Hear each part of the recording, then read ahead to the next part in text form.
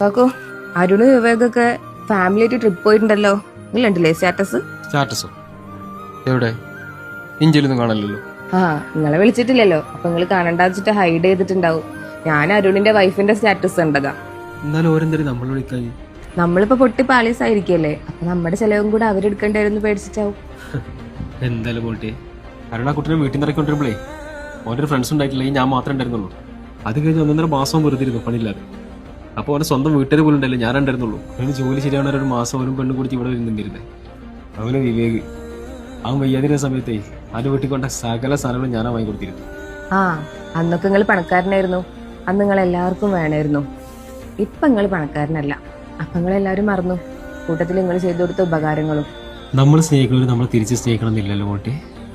ചില മനുഷ്യർ അങ്ങനെയാണ് കാക്കു, ആവശ്യങ്ങൾക്ക് വേണ്ടി മാത്രം അടുപ്പോ സ്നേഹം കാണിക്കും. അത് തിരിച്ചറിയാണ്ട് പോകുന്നത് നമ്മുടെ തെറ്റ്.